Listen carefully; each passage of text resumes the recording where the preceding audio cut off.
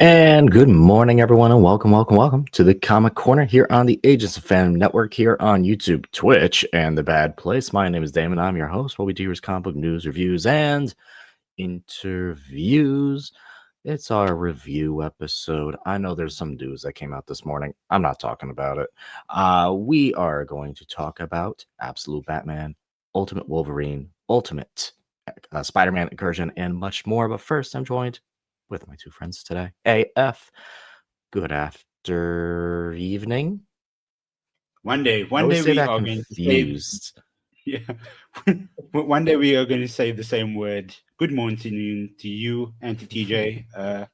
Yeah, it's been a great day here in Cape Town.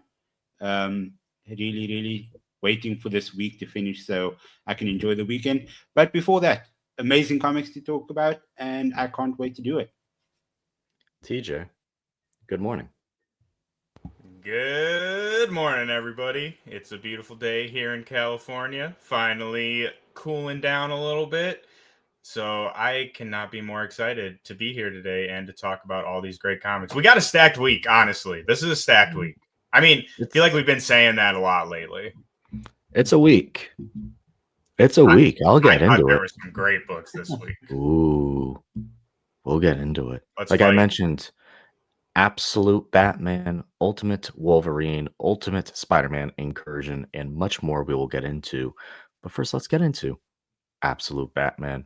Issue number 12. This is written by Scott Snyder, artist Nick Dragotta, colors Frank Martin, letterer Clayton Cowles, and editors Sabrina Futch, Andrew Marino, Katie Kubert, and Chris Conroy. We asked a big question.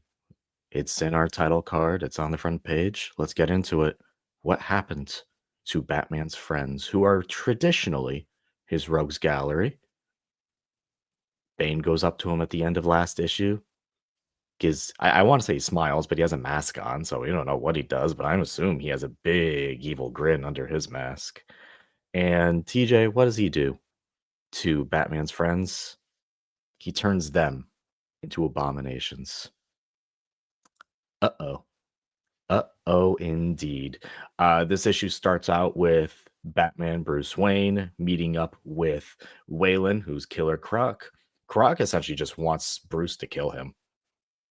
He's like, bro, I hunger. It's very like, I hunger, just kill me already. And Bruce is like, no, I won't do it. And then Waylon's like, fine. And he just like runs away. And I'm like, that's bad. And then Bruce goes home, sees his mom. Mom hits him in the face because she's like, bro, where the hell have you been? It's been months. We know what's been going on with him. And then she's like, have you not heard about your friends?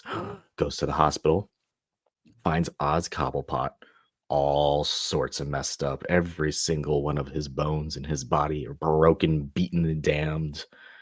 He essentially has 2 left feet now. Hands so large he can't even use. Essentially kind of turns him into an abominable version of the Penguin that we all know. Then goes into the next room. Trying to think who's next after that. Because Riddler is the last. Dent. Yes, Harvey Dent. We get Two-Face. He gets Two-Faced. Like it. He just gets Two-Faced. And Dent does the whole thing. Don't worry, Bruce. I only hate you half the time. Huh. And then he goes into the third room, which he's not even in the room. He goes finds the Riddler, who had his eyeballs poked out and his brain popping out of his skull, and he's speaking in riddles, and he's gone into a madman. Things ain't looking good. So what does Bruce do? Bruce goes to Alfred. Alfred's like, man, there's some messed up things about you, by the way. We need to talk about this. There's like this venom stuff in you. And throughout this issue, you start to see anytime Bruce gets a little angry, it's almost like a red kryptonite type of thing, like we saw with Superman. Anytime he gets a little angry, the venom starts to pop a little bit. So he has to keep his emotions under control. This issue then ends with someone breaking in to Alfred's lair, Alfred cave. And they all assume it's Bane. But Bane doesn't break into things, AF. We know who does break into things. It's Catwoman. And that's where the issue ends. So there you go. Absolute Batman number 12. very brutal issue. Very like I know TJ, I'll let you get into this because we're getting into the thing where it's like, man, we hope that his friends don't turn. We don't know necessarily if they turn evil yet, but they have a damn good reason to. Dude, crazy issue. I like not much really happened in the sense of, you know, the whole arc M and like the main plot line, but it was just like the brutal aftermath of everything that we just saw, which I liked because I feel like we kind of need to sit in this a little bit. But yeah, this is a crazy issue. I'm interested to see what Catwoman is going to bring to the table. I'll be honest, for me, that's not like I was like, okay, cool, she's finally in the mix. As far as like, it wasn't like the selling point for the issue for me though. As far as the villains, man, I mean, when Snyder said that he wanted to make Batman's villains like bring them back to the thing of nightmares, I mean, he was not kidding. Jesus Christ. Like, these dudes are just messed up. And I don't know. Like, I feel like just knowing storytelling and like reading a shit ton of comics, I feel like we can all kind of see like, oh, this is how he gets his rogues. Like, they all hate him now and they all are gonna, you know, they blame him, rightfully so. But I don't know. I think it would be really cool if they submit our expectations and then Batman just has like this bat family of freaks, like just these freaky, like mutated penguin, like a crazy killer croc. Like, that would be cool, man. I mean, it is the absolute universe. Why not? So that's what I'm hoping for. I say that's what I would hope for. I wouldn't put any money on it like in Vegas, but that would be cool. But regardless of what I want, this issue was great. I'm still banking on that. I think that'll kind of be like where this all goes to. I would like to see where it all goes to. I won't be upset if it doesn't happen. But man, we've been joking about like absolute Batman having like Dark Souls level villains and rogues in this universe. We saw it with Freeze at the beginning. We saw a little hint of it with just like this version of the Joker that we really haven't seen a whole lot of yet. But a freaky version of that. And then obviously Croc with like the mouth that goes all the way down his body. Two-Face is Two-Face. That you don't really need to do too much with that. I will say one little interesting detail I thought was kind of cool and could maybe play into this new version is they do mention that he had his skull split in half. And that's like, I don't know. I thought that was kind of one super brutal for this new Bane, but could add an interesting kind of dynamic to what happened to his psychological mind. Yeah, and the Riddler doing Riddler things. Just a little brain with no eyes. Riddler with just a like freaky brain. He kind of reminded me of Brainiac, low-key, in the Absolute Superman. A bit. I agree. I totally agree. So how would you rate this issue, TJ, out of 5? Out of 5? I'll say a 4. I want to say 3.5, but I feel like that's kind of harsh. But yeah, 4. Wow. I mean, crazy brutal. I mean, you know, I love that, but I guess from a story perspective, like I said, if we break it down, nothing much happened here.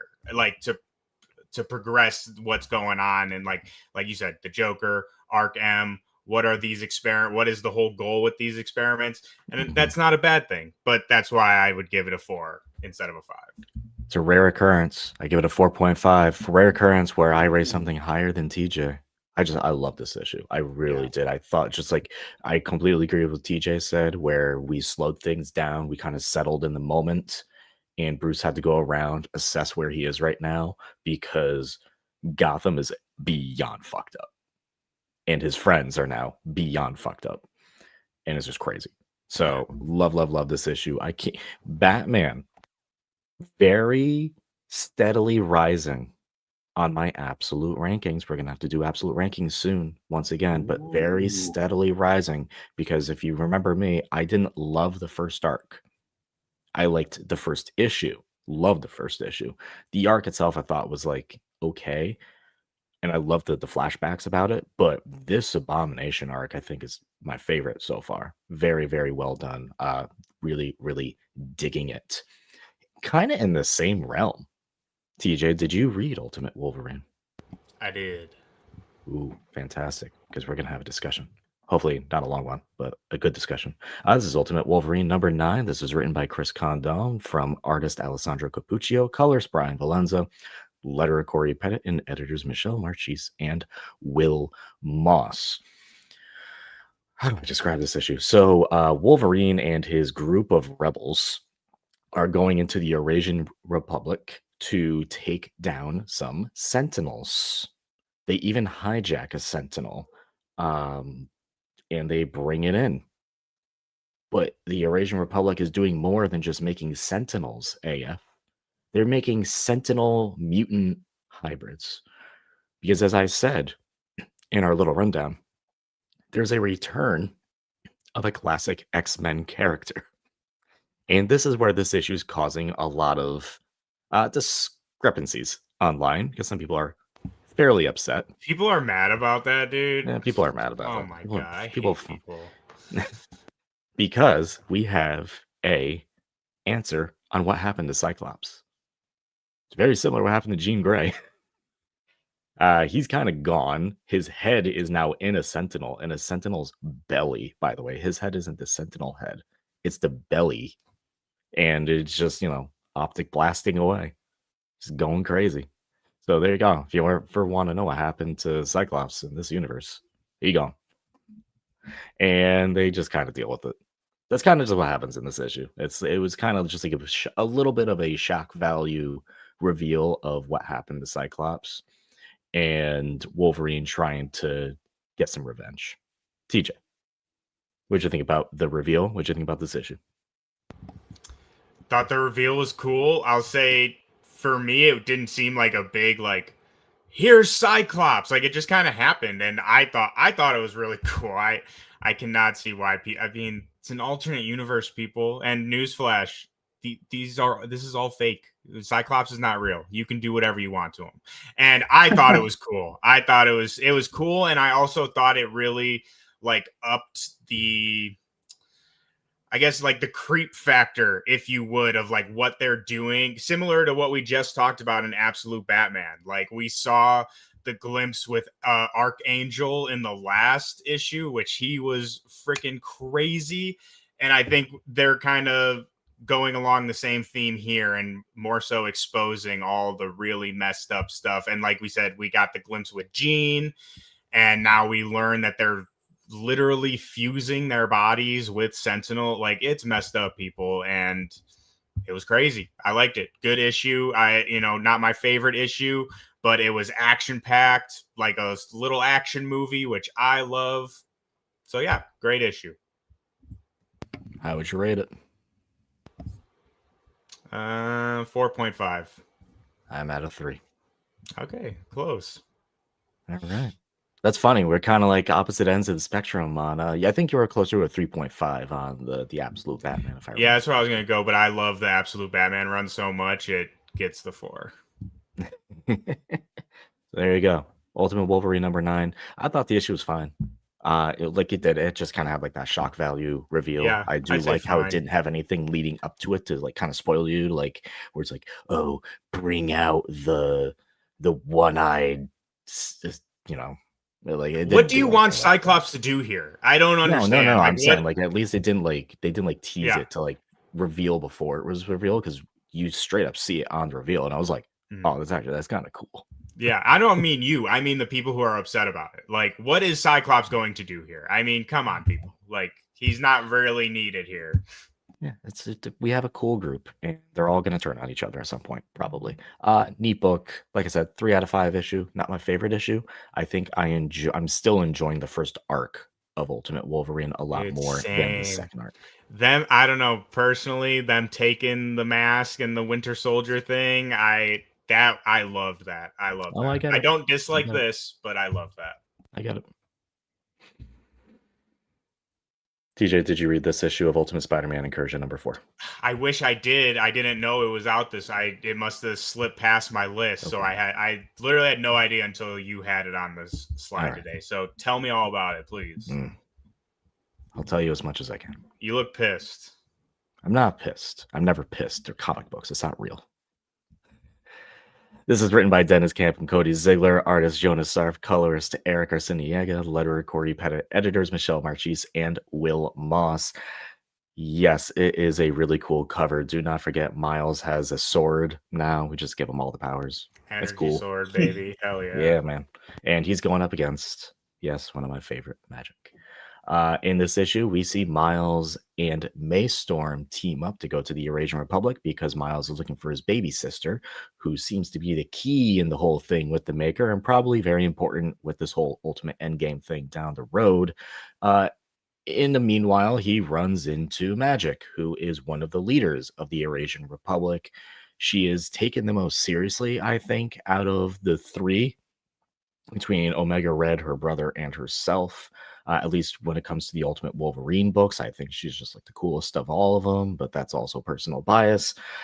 She goes head to head against Miles and Maystorm and loses, which I just think is dumb, but personal bias. I understand.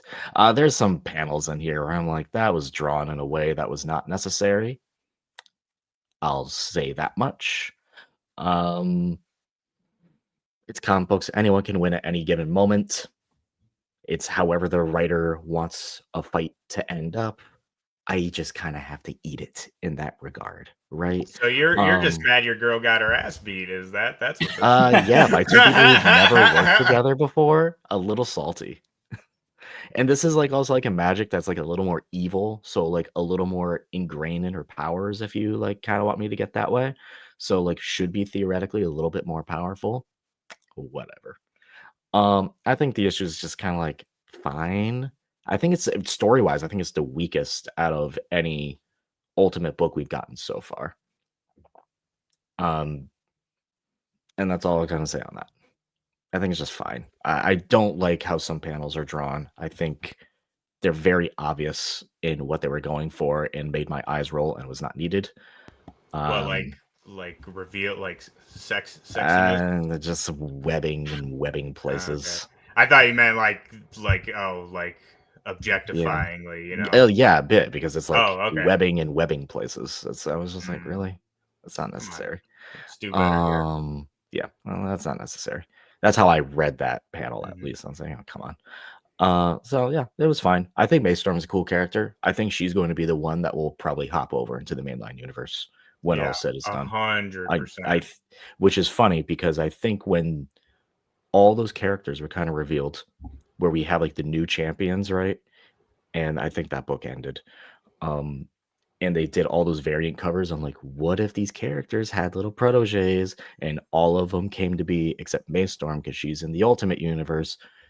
I will put a good chunk of money on that we'll see her in the mainline universe, because in the previous issue they're talking about Storm, like 616 Storm, and how awesome she is. And Maystorm's like, oh my god, I'd love to meet her. And Miles is like, I'm sure that'll happen. I'm like, oh, we're not beating around the bush there. So the issue's fine. It's just fine. I hate to say I don't see why we needed to do this, because it's a comic book and that's just kind of how things work here. But yeah, it's a way to tie things together and to show that like the Ultimate Universe is kind of like one thing. But I do fear that the Ultimate Universe is losing its footing, because I feel like we are speed running to the end of Endgame. Like we're speed running to Endgame. I agree. And there wasn't enough internal build up to the event other than just a panel saying 18 months remaining, 15 months remaining, 13 months remaining, because that doesn't do anything other than just tell us when it's going to happen. It's not doing anything for the story. So I feel like this mini is trying to make up for the lack of connectivity between all the books to lead up to the Maker's grand return. And it's doing an okay job. I 100% agree with everything you're saying. I read the first 3 issues, so I know what's going on. Missed this one, but I agree with you. I think that I don't want to say dropped the ball, but the lead up to this whole end game has been kind of lackluster, if you would. And for me, I've always been looking at this as just kind of like a little side thing, like gives me a little extra context for this upcoming event. But I'm not like critiquing it too hard with like how it fits with everything else. Cause again, to me, I'm just looking at this as a little basically how we bring Miles into the fold so he can do whatever he's gonna do in Endgame, right? And there's nothing wrong with that. But I agree with you. It's definitely the weaker. I don't even really consider it part of the main ultimate kind of line. Like I said, to me, it's just kind of its own little separate thing. And yeah, I mean, like I said, I don't really know why we needed it, but I love Miles, and we've talked about this before. I still think that he is going to be massively important for what this end game is. I just don't know if we needed 5 issues to do it, is what I'll say. It's weird because I'll say I do think we needed it because and none of the other books are doing what this is doing in terms of make it like the year all... 1 though, like a special issue. Yes. I don't think we needed 5. Yes, maybe like 2 or 3. Like I said, like I was gonna go into. I think we needed it. I wish we didn't. I wish like the mainline books were able to pull this off in a little bit of a better way, but comic books. Yeah. You know, you get what you get. AF. Giving you your book time now. We're going from Marvel to DC. This is Cheetah in Cheshire, number 2, Rob the Justice League. This is written by Greg Rucka, artist Nicola Scott, color Snack Kwok, letterer Troy Pateri, and editor Jessica Burbe and Rob Levin. Quickly summarize what happened in the first issue and what's going on here. Yeah, so I absolutely enjoyed the first issue. I felt it was a really good time. It's just Cheshire, Cheetah teaming up together to go get some really valuable data trophies from the Watchtower where the Justice League is, but they need a team. They can't do it alone. The Justice League is super powerful, and especially now with all of these other leaguers from different times and places, they're going to be massively outnumbered, and they need to do this right. So the first issue ended with them sort of putting the ideas together of who they can recruit for this team, for this heist job. And this issue, which is a lot of fun as well, it's them sort of going process of elimination, who makes the team, who doesn't. Cheshire wants A-listers. Cheetah says no. We shouldn't look at A-listers. We need to try to look at chemistry. So Cheshire's like thinking the Legion of Doom, Catwoman, all of these people. And no, they just like, Cheetah just shot that down. She was like, the Legion of Doom might be A-listers, but they can't work together. Something always comes in the way and disrupts their plans somehow. So they move on to look at other people. And then Leanne, who is at home at the time, she comes on down. She listens to the whole conversation. She asks if it's okay to be there. And Cheetah says, you can be here as long as you don't tell your dad anything that we're speaking about. Because obviously if that happens, then all of their plans just go down the drain. But yeah, they end up going to Atlantic City. Becky Sharp, the daughter of the gambler who was in the Injustice League. Can I ask a question? Yep. I've always been told that Bloodhaven is Atlantic City, which that's a very DC thing to also have the real city with the city that inspires it. So go on. Yeah. So that's the first recruit, and her power set is that she can alter probabilities in her favor. So that's a pretty handy power to have if you are going to rob the Watchtower, rob the Justice League. The second one that they recruit is Clarion the Witch Boy. If you watch Young Justice, you would be very, very familiar with who Clarion the Witch Boy is. He has supernatural ties. He's a trickster. He has flight, teleportation. So all of those things, like they've done their homework on who they think will be a good setup for their team. So all of those things in mind, Clarion joins as well. And then their final member within this issue, they're still going to be recruiting more after this. But the final member for this issue is they need some brawn, and Leanne actually points him in direction of a loner, and we've never met this character before. This girl's name is Alia Ratko. She's also known as Featherweight. This is her very first comic appearance. But Damon, you are seemingly getting more into the Batman lore, right? So you Adjacent. adjacent. Batman, if it deals with Nightwing, go on. Yeah. Does the surname Ratko at all ring a bell to you? No. Okay. So that is the surname of Nissa Ratko, Ra's al Ghul's daughter. Alia is an Arabic name. So I'm assuming that this is Nissa's daughter. That's just, she's young enough to be the daughter. They obviously don't say anything along those lines in this issue. That's just my brain just going out of sorts.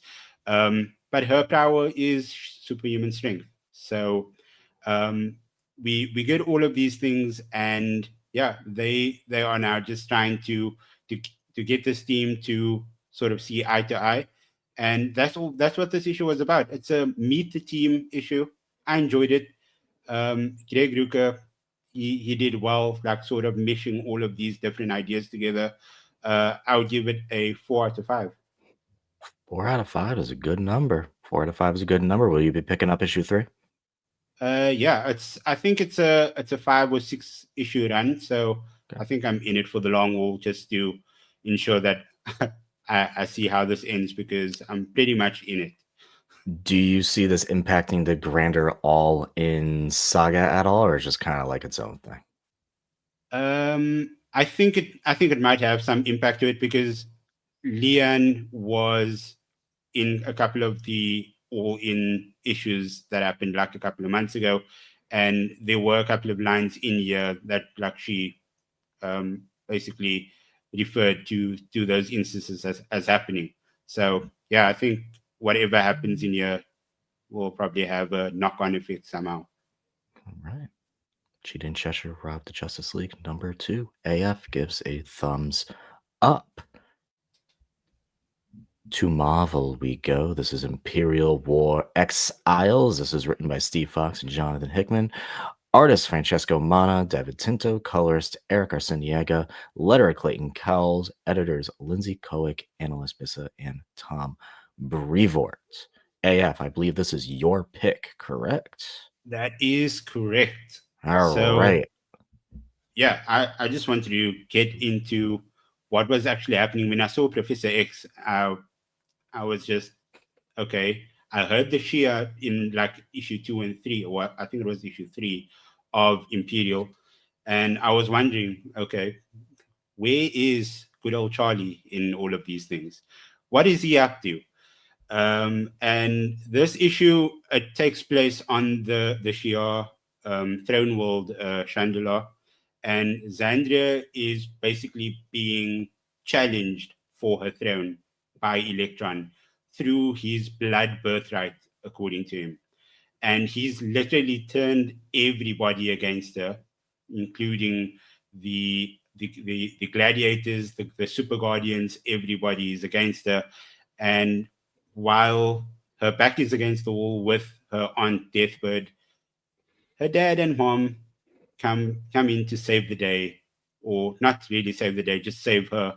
They extract her from that, and they basically become exiles, and that's where this name Imperial War Exiles come from. So it's sort of coming out of the Imperial event that's currently happening, but it also sets up Exiles that is dropping next year. I think Exiles 1 comes out next year sometime. So it's a tie-in, but it's also a prelude to this issue. And I saw on Twitter somewhere, somebody said that this issue actually gives, or Exiles gives Professor X a purpose outside of the X-Men. And I think that is like very well said, because he gets to have a go at actually being a father properly this time. Like, he gets to be hands-on, and this is the very first time he meets his daughter, Sandra. So you can actually try and do everything right this time. And they actually tried to form a Exiles team at the end of this issue. And I think I only recognize 3 of them. Rocket Raccoon, one of them. Christopher Summers, Scott Summers and Alex Summers' dad, Jose, and Danger, which is the physical embodiment of the Danger Room training room for the X-Men. So, yeah, it's going to be interesting to see how all of these characters come together. They are all now exiled in their own way. They're all going to come together and form this team. But yeah, I enjoyed this issue. I think this was a good 4 out of 5 as well. It was nice and meaty, and yeah, it had enough detail in it just to, like, if anybody wants to pick this up, you didn't even need to read the Imperial event issues up until this point. This is a very good first sort of issue to get yourself into it, and then read Exiles next year when it drops as well. I've been wondering about these one-shots because they're clearly leading into larger stories later on in Marvel's new cosmic universe that Hickman's here. Like, just kind of like set the groundwork for, and he's very good at that, like setting the groundwork. And I was like, all right, kids, I built the playground, have fun. Like the thing, and then he just walks away. He's like, I'll play with it for a little bit, but I was like, yeah, it's really for you to do whatever you want after it. AF, I'm super glad you actually went through this, because this was set up in, I don't remember, I think issue 7 of Storm. She helped Xavier get off planet so he can go do this crap. So I'm glad you went. I didn't know that this picked that up. So I'm glad that you went through that, because now I know what happened to him. Nice. I love when editorial does a good job at continuity. It makes me happy when it was like the things gray click together. milking stuff. Yeah. If you want more context on this, though, go check that out. All right, TJ, Will do. It's time to bring back Thor. I know this came out a couple weeks ago, but it's time Did to it bring come out Thor a couple back. weeks ago? It did. Oh, It did man, come I out a am couple weeks ago. crazy. I thought it was new this week. Ooh. I was like, that's what I was like. Number 1, and you're like, yeah. I was like, okay. My bad. This is written by Al Ewing, artist Pascal Ferry, colorist Matt Hollingsworth, and letter Joe Sabino. Thor died. He's alive, but now he's immortal. Thor, what happened in issue 1? This issue was great. Like I said, I'm sorry, everybody. I don't know what the hell's going on anymore. I thought this was new this week, so y'all probably already know about it, but I really enjoyed it. We talked a couple, I guess, months ago now, but I was getting a little, not off of Immortal Thor, but just, I was saying, I don't see the vision yet. Like, I'm not seeing where we're going with this. And Al Ewing is that type of writer, I think, very often. So, but this, I see the vision. It's all come together, and it's honestly made me go back to those issues where I was a little like, okay, where are we going with this? And appreciate it more. And yeah, like you said, Thor's dead, but not dead. He is now this mortal Sigurd Jarlson, and he is he's not a construction worker yet, but that's his whole shtick, basically. And I personally really love this because it brings a lot of elements from Walt Simonson's Thor back into play, mainly Donald Blake. That was kind of a big reveal of the last issue of Immortal Thor, that he is back and absolutely crazy. And it's really cool. I won't go into a whole breakdown of it, but in Simonson's run, the whole thing was Thor didn't have his Donald Blake identity. So Nick Fury helped him create this Sigurd character, so that way he could still like chill on Earth with mortals. So I really like how this kind of flips that, where Donald Blake is now this like god of lies and absolutely insane person, and Thor is back to being Sigurd, but he has no idea that he's Thor. Like, he is just a total normal dude. He has no idea that he is this like, he is basically just like, yeah, I woke up and I don't know who I am, but I know my name is Sigurd. And like, that's it. So I don't know, just really clever way of playing with the Thor lore. I think I'm really interested to see where he's going with this. And I'll say too, it's a little bit more brutal than Immortal Thor 2. Kind of gets up that kind of more mature rating, which I think, obviously fits a Thor book really well. So 2 thumbs up. Sorry I'm late on it, everybody. 2 thumbs up, but what's your rating? 5. 5 for sure. 5. Yeah, 100% 5. Wow. Yeah. It's a Thor book. We Why are get you action, surprised? we get cool ass powers a little bit. And like I said, if you're a Thor fan, I think that you'll just really appreciate the interesting things that we're doing with the Thor lore. Like, we're really embracing all of it instead of just like, yeah, that happened before. Do you remember that? Like, here's a little, like, remember when this happened? Like, it's very integral to the story, which I really love. Fantastic. That's immortal, not immortal. Mortal Thor. Number 1, written by Al Ewing. Space Ghost. We're into our indie section. We got 2 indie books left for you. This is written by David Pepos, artist Jonathan Lau, colorist Andrew Delhouse, letter Taylor Esposito, and editor Joseph Ryban. Gotta say, I didn't really like the lack of pizzazz in your Space Ghost, but this issue has pizzazz. I love this issue. I love every issue. I say this about, Pepose is in the classic cartoon bag right now. And so it fits with all of the titles that we talk about, but same thing with Space Ghost as with Space Racer and Captain Planet. It just feels like I'm tuning in to a Saturday morning cartoon. It's a fun adventure every single time. And like, this is no diss to all the other books out there. But, we have Endgame happening in Marvel. We got the Absolute Universe, like all this crazy stuff, which is great. But it's nice to just read like a through and through superhero book, like cool action, great family dynamics. This issue I really like because we've already gotten a decent amount, but we're diving a little bit more into Space Ghost, like Dax, who, when he's not Space Ghost, which in the original cartoon, he is just Space Ghost. Like, I don't even know if he has like a regular human name. So I feel like the first half of this story, where we're really learning about the kids and learning about where, this relationship dynamic between Jan and Jason Space Ghost, now we're getting an opportunity to kind of delve deeper into who Space Ghost is and who he was before. And we get a new villain, like we do a lot of different issues. We're introduced to Eclipse Woman, who, shout out to David, because a very deep cut. She appeared in not even the main Space Ghost cartoon. So really interesting pull there. He kind of makes her kind of like Peter Parker, Catwoman kind of dynamic. Like, she's bad, but like they used to be partners. And like there's this kind of, a little spark there. So yeah, really great issue. Super fun. Sets us off on what this new, I think they're calling it like volume 2, but this second half of the Space Ghost. And I'll take as much as they can give me. Like I said, I think the pacing of this series is amazing, and they could just keep going with adventures. And why not? I think we need more books like this.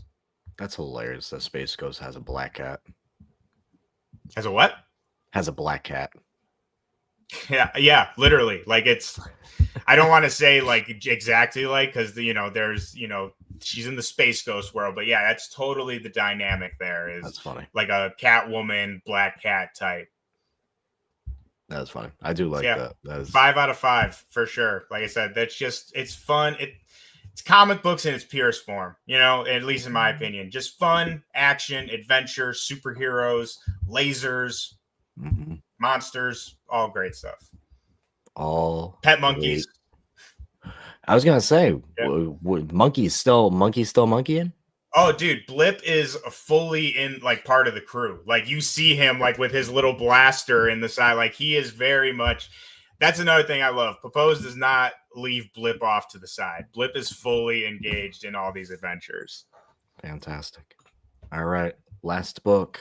I'm mad I didn't give this to you. This is my bad. This is Hello Darkness. This is issue number 14. A lot of different writers, a lot of different artists. It's an anthology of spooky goodness. I always like to shout out one of the stories in here. My personal favorite is written by Zach Thompson. It's called Making Faces. It's a very short story. It's about these two kids on a beach who find a dead body, and they're like, we're going to make his face even grosser than it ever was. And then they're doing all this stuff to the face. And then the next time you see the face, it's their bodies and their faces that are all messed up because the body got up and walked away. Scary.